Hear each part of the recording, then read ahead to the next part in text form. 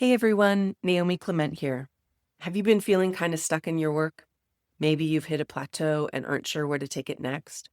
Or maybe you keep wondering how to find your style or voice as a maker. I get it, and I've been there. That's why I created my Finding Your Voice mentorship program. It's a 5-month virtual program designed specifically for makers like you who are ready to explore new creative directions and dig deeper into their work. The group is kept small with just 8 to 10 participants. So you get real feedback, creative prompts, one-on-one sessions with me, and a community of makers who are on the same journey as you. This mentorship is all about the why behind your work. So if you're ready to push your work forward, I invite you to apply. Applications are easy and open now through December 4th. You can learn more and apply now at naomiclement.com/voice. That's naomiclement.com/voice. I'd love to help guide you on your creative journey. Welcome back to part 2 of my conversation with Sarah Wolf of Wolf Ceramics. If you haven't listened to part 1 yet, it would probably make a little bit more sense to just real quick wipe the mud off your hands if you're in the studio and go back to the episode right before this one before digging in here.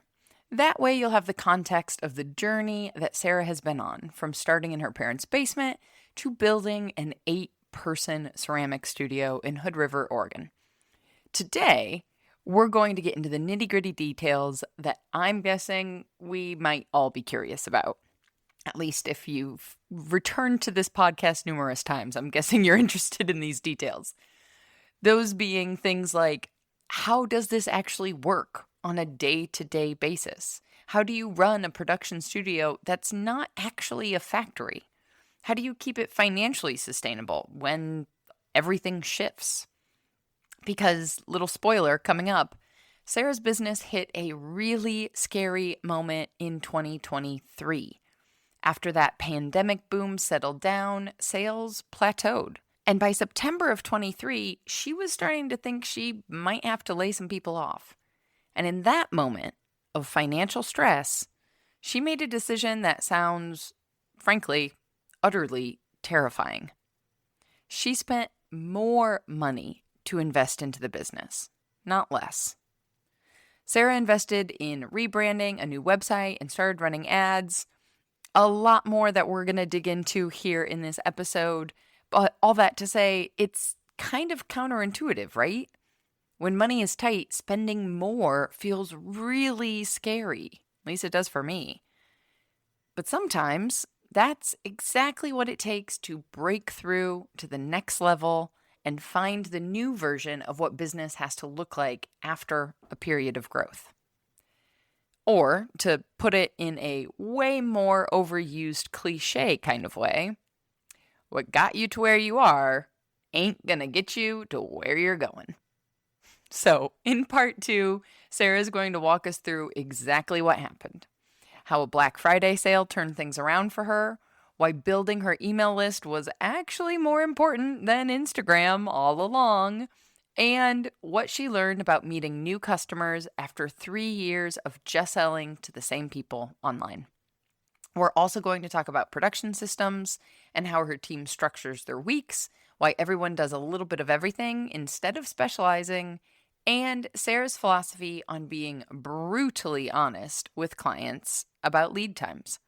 Plus, why hiring for character matters more than the actual ceramic skills. If you're managing a small team and wondering if you're doing it right, or if you're just curious about what growth might look like for a small maker business, whether you ever plan to hire help or not, this conversation is full of practical wisdom. So let's get right into it again with Sarah Wolf right after this brief word from our sponsor. This episode is sponsored by The Community, your creative business support system with over 100 makers from around the world. With both the practical education you need to make a living from the things you make, found in our masterclasses on topics like finances, marketing, and SEO, plus the emotional support of fellow makers who truly understand what it's like to try and make a living from the things we make. It's like having both a business school designed specifically for artists and a team of colleagues who actually get what you're going through. But you don't have to take my word for it. Hi, I'm Anna, based in Galway, Ireland. I'm a full-time ceramicist since January this year. I was actually one of the first to join the community, and from the beginning I saw this as a beautiful space for makers growing and evolving. It has been a huge support and network for myself, and everyone is so wonderful and supportive.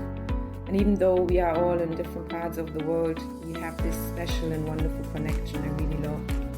You can find me on Instagram or TikTok simply by Ceramics by Anna, or in English Ceramics by Anne, and also through my own webpage, Ceramics by Anne.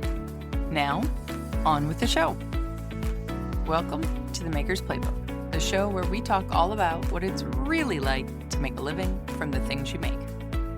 I'm your host, seasoned entrepreneur of 14 years, Rebecca Ikes Kara. I selfishly got really focused on certain topics. When you're talking about okay, the operation stuff and whatever isn't your happy space, I'm like, how the hell did you, just the sheer luck and timing of having the demand for sales at that scale to grow a team. My brain wants to backwards out the quote unquote strategy of it to take apart everything and see how it works and be like, okay, but how did that happen? But everything you're describing sounds like timing was such a huge, which you have no control over. I do have a thought on that, though, in terms of, I don't know if this is going to answer your question or not, but yes, we've had a lot of really lucky timing and things. And in terms of building a team, and to speak to the idea that this is not a factory, this is a business of craftspeople. In a way, one of our greatest vulnerabilities is that this is a team of highly skilled craftspeople who take a long time to train, who aren't paid very well in the grand scheme of things. I'm like, hey, will you come here and do this craft? And will you commit to 2 years if you take this job? Because it will take a year to train you. It's a huge, vulnerable investment to build a team of people who your greatest asset is their skills. That's terrifying, but it's so rewarding to have that team built. But I would say the most surprising part of my job has been that it's more about people than ceramics. But the most incredible thing is just careful, thoughtful, and caring team management and development. That is the most important thing. It takes a lot of time and energy and can feel very vulnerable because someone could just leave, but they could also not. They could stick around and be amazing at what they do. So yeah, it's just cultivating that and cultivating good culture and a happy work environment that people want to be in. I really try to do that. But it's so hard to learn because, number one, none of us went to school for it, for sure. Right, And yeah. number two, the thing you think, to your point, the thing you think you're doing to provide the culture that everybody wants is actually the inverse of what, to build that culture, you need boundaries and clear guidelines in order for people to be flexible.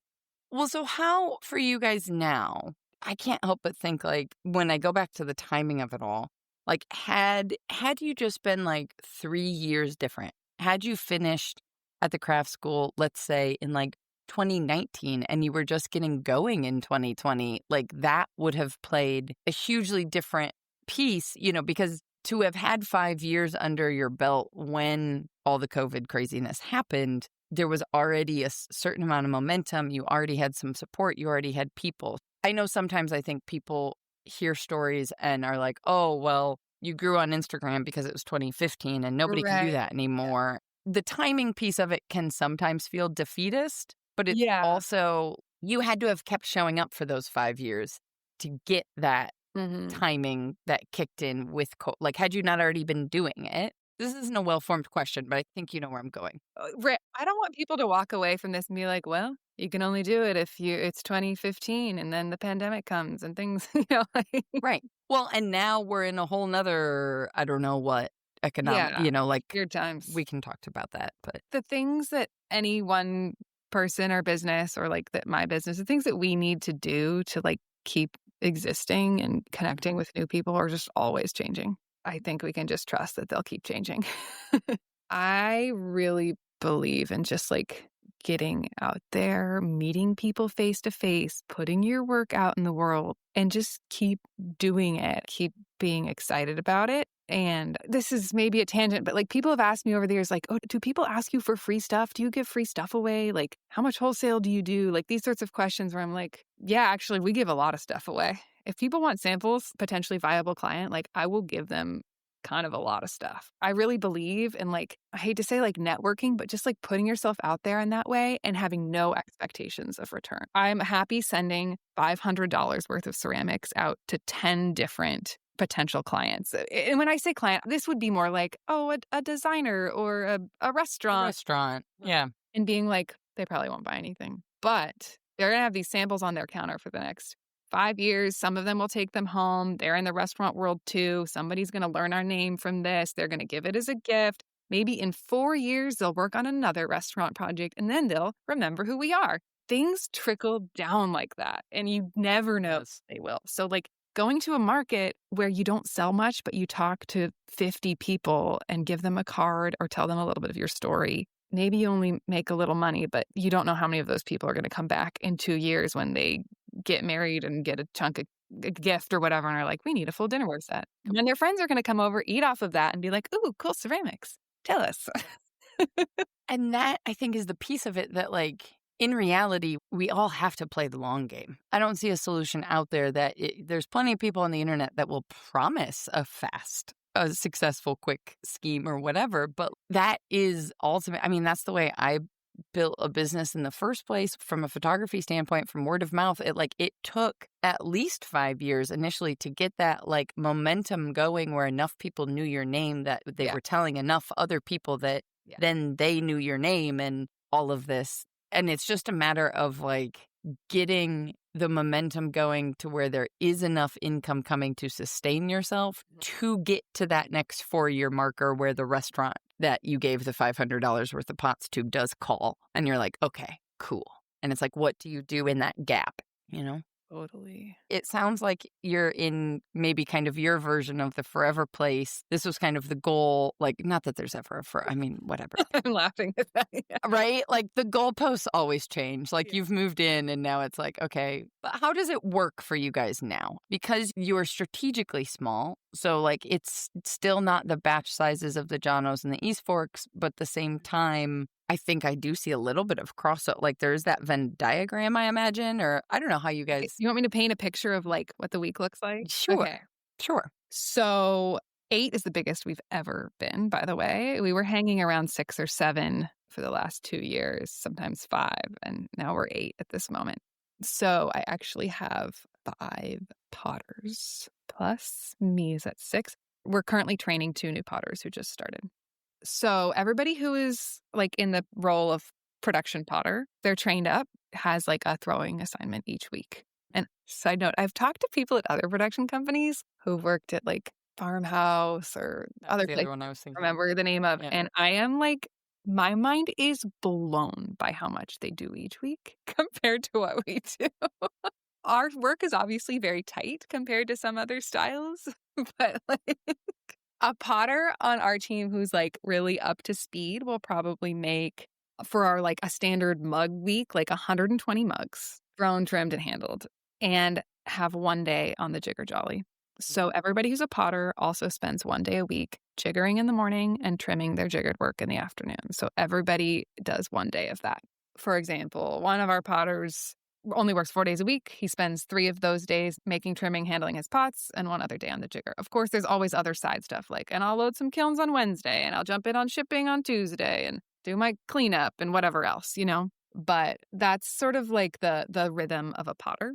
And some people also are like, 2 folks on the team are trained in like our customer service and order fulfillment and like printing shipping labels, stuff like that. So there's like, people have their niches, and I really try to just like shape people's jobs to the things they're interested in doing so as much as I can and be flexible there so they like what they're doing. So they stay. Yeah. I just want to point out really quickly before you keep going, and then I definitely want you to keep going. I think it's brilliant that you don't have one person is in charge of kilns or one person is in charge of trimming or like it. To me, it's a healthier environment. I mean, not only for like your body to be doing something differently, obviously, but also for people. Everybody understands Like, if they're doing a bit of everything, then they also understand the needs of that section. Whereas I feel like when things get too siloed, you might not understand the team member coming to you with customer service So issues. true. And you're like, man, whatever, that's your job, deal with it. As opposed to, and also then if somebody gets sick for a week, you're not all of a sudden like, oh my God, nobody's trained Point. on trimming. Absolutely. You I know, mean, this is why I wanted to not be a solo studio potter, partly because I'm a people person. And the other part is because we didn't talk about this, but I had a lot of overuse injuries when I was in school, partly because I was throwing sometimes 7 days a week. And if I wasn't throwing 7 days a week, I was throwing 5 days a week and rock climbing the other 2 days. It's like all my hand tendons. oh my God, your poor knuckles.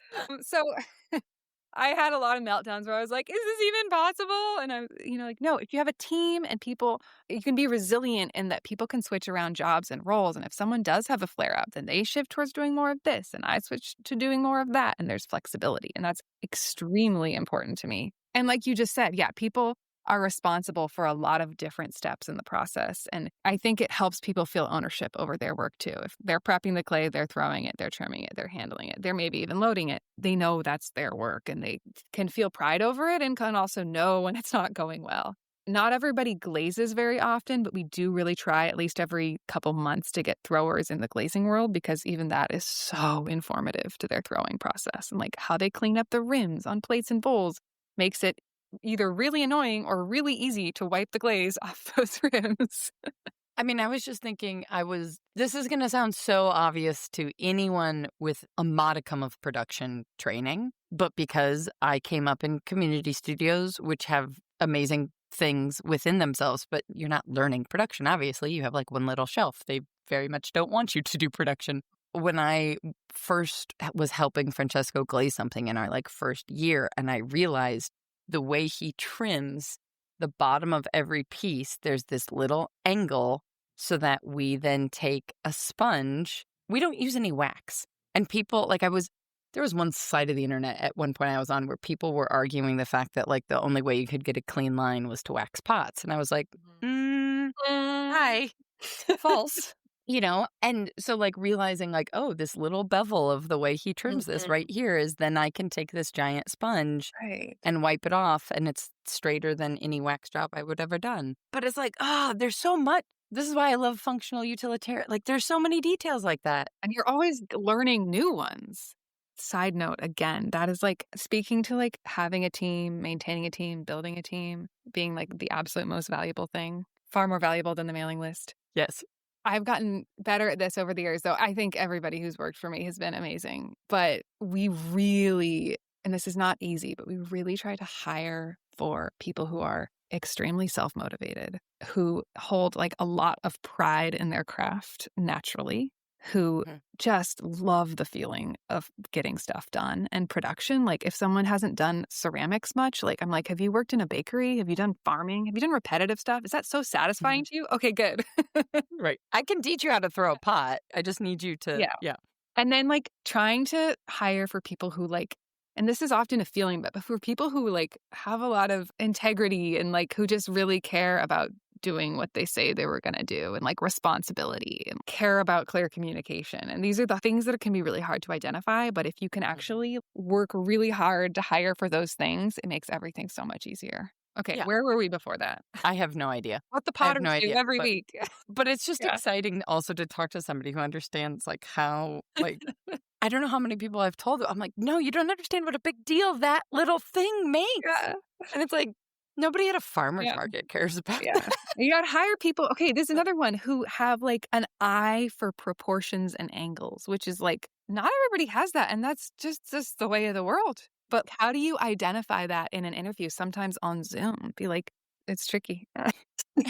So we were talking about what people do in any given week, but also I guess where my brain is curious is like how you sustain living in this unique space of being, 8 people is significant. It is very significant. You might say too significant at this moment monetarily, but anyway, go on.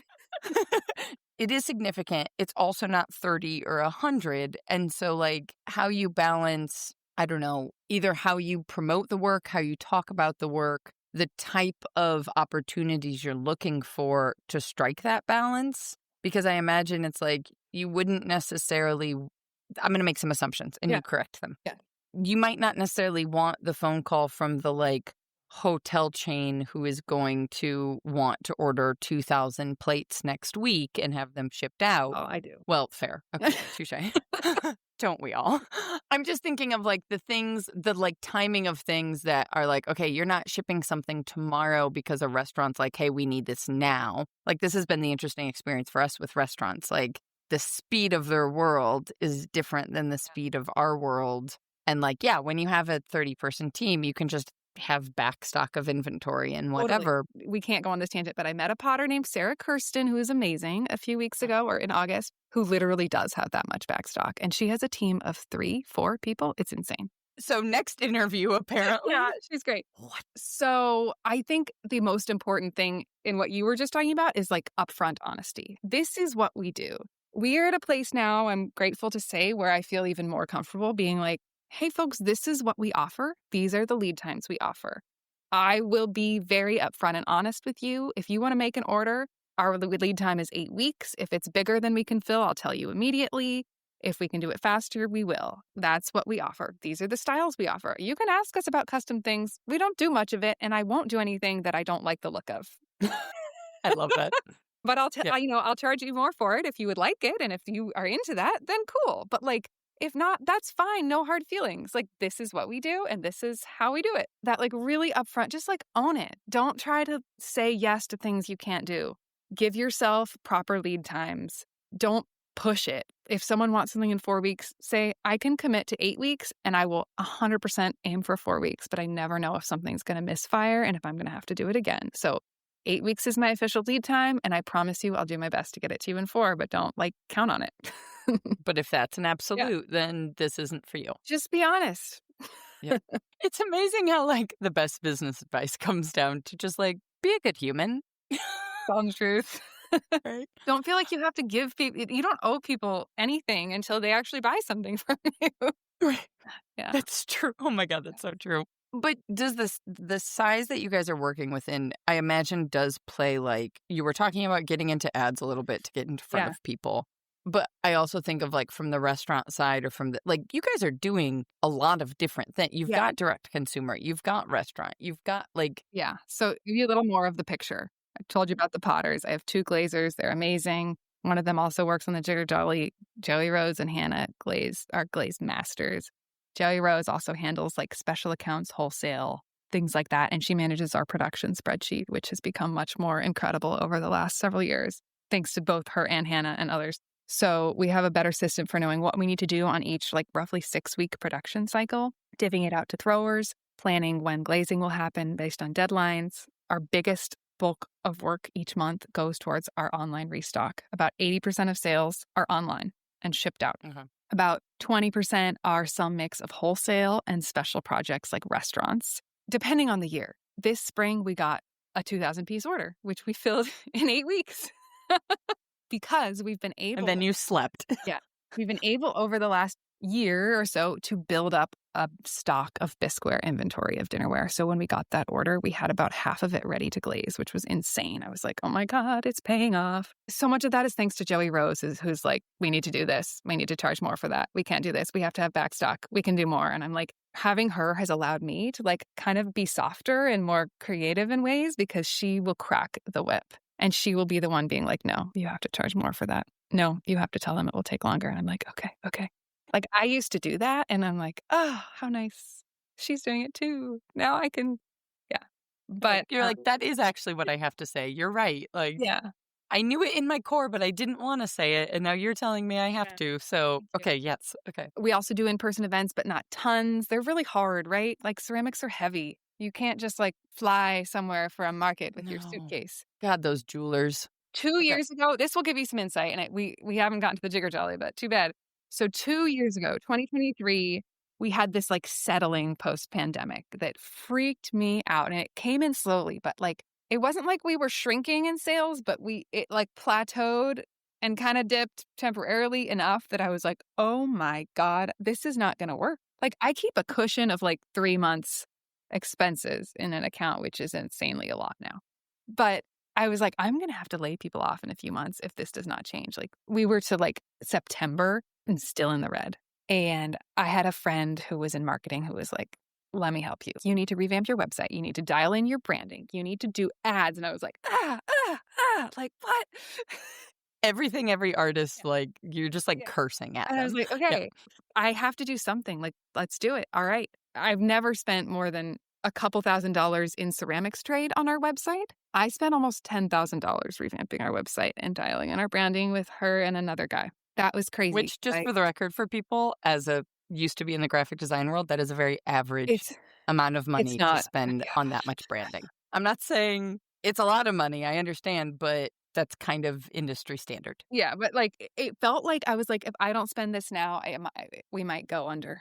Kind of. You're a also thing. having to spend it at a time when you're not making money is the scariest thing on the planet. Yes, exactly. Yes. So, and I was Yeah. like, when will this pay off? So we did that. And I'm just like, I feel so grateful to have had someone pushing me to do that because the economy is always going through dips and rises. And like, if you can survive through one dip and get stronger through it, I at least have to believe like you're just going to be stronger long term. And what happened is that it didn't help for the first few months because we were still getting everything going. And then Black Friday hit. And I like literally, I think we dipped into the black in November that year. And then and I hate to say this, between Black Friday and like 4 weeks later, we made it all back.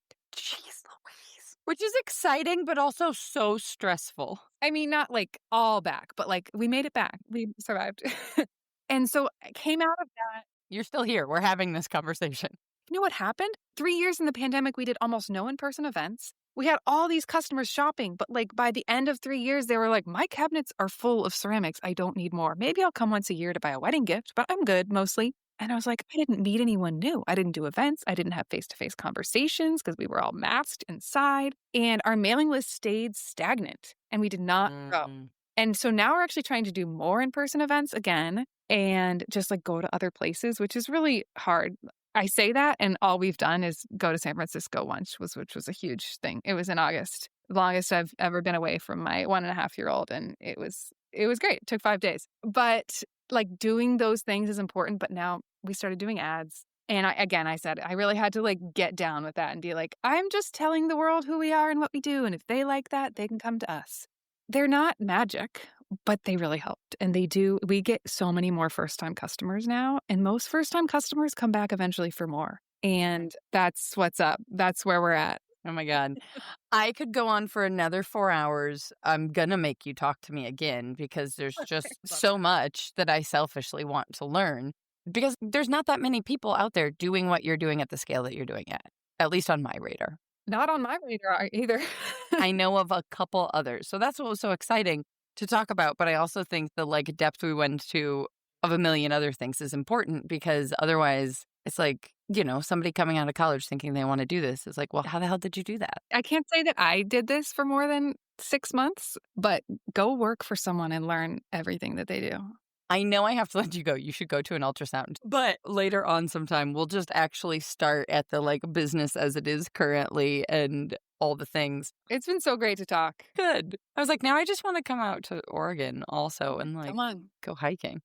Right. Well, before we get to all of that, where should we send people online who's never even seen Wolf Ceramics? Keep up with what you guys are doing. Hound you and I for when we'll do a part 2. So, I mean, our website is wolfceramics.com. It's spelled like the animal, WOLF ceramics.com. That's our website. It's our web shop. It's got like a studio page and there's like if you scroll to the bottom, I think it's called Musings, but it's our blog. We occasionally do posts about, things that are coming up or things we've done. And yeah, that's where to go. Or Instagram, which I gotta say, some weeks I post a lot and other weeks I forget to. Honestly, that's kind of should be comforting for people. Yeah.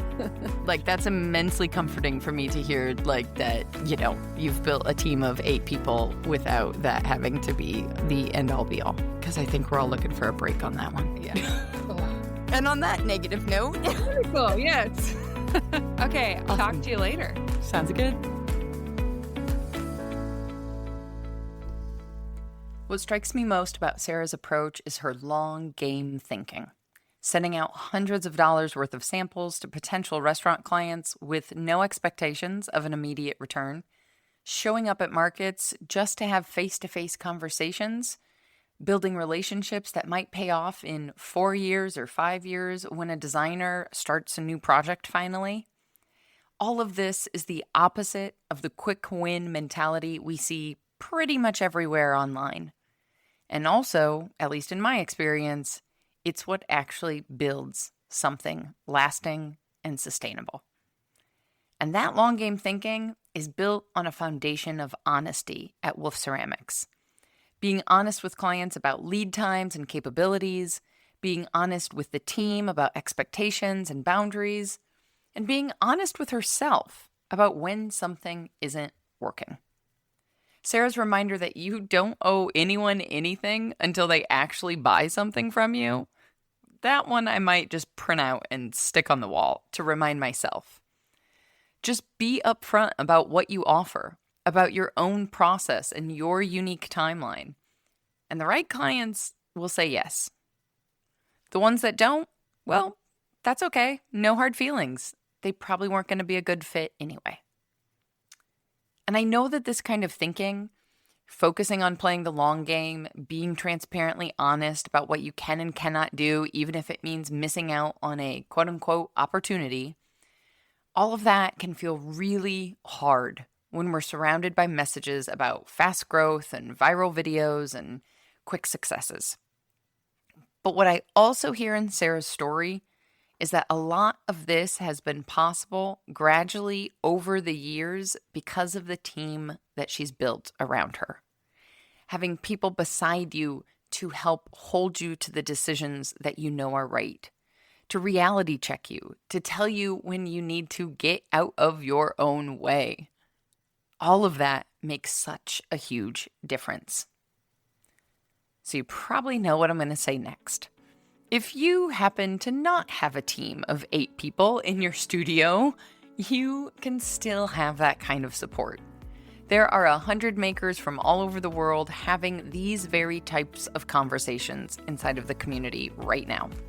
From side hustlers who make decisions that actually support the realities of the time they have to commit to their craft and the goals in what they want, despite what the internet tells them to do, alongside makers who recently took the leap to go full-time and are all in and pushing to make it work, and others who have been full-time for years, sharing their hard-earned lessons. Everyone is making unique decisions that work for their own long-game goals specifically. And frankly, it is a beautiful breath of fresh air. If you want to find some support like this and learn more about the other perks of community membership, then visit makersplaybook.com/community to learn more. One more time, in case your hands were covered in mud, hypothetically, it's makersplaybook.com/community. Until next time, my friends, go get back to making your dreams a reality, because together, we've got this. Audio post-production of this podcast is made possible by help from Christy Kotzfan, with promotional material assistance from Queenie Maliki. The Maker's Playbook podcast is recorded on the original homelands of the Potawatomi, Ho-Chunk, and Menominee people, where the people of Wisconsin's sovereign Anishinaabe, Ho-Chunk, Menominee, Oneida, and Mohican nations remain present.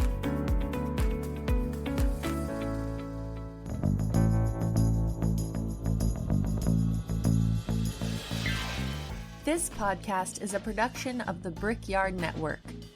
To find out more about our lineup of ceramic podcasts, visit brickyardnetwork.org.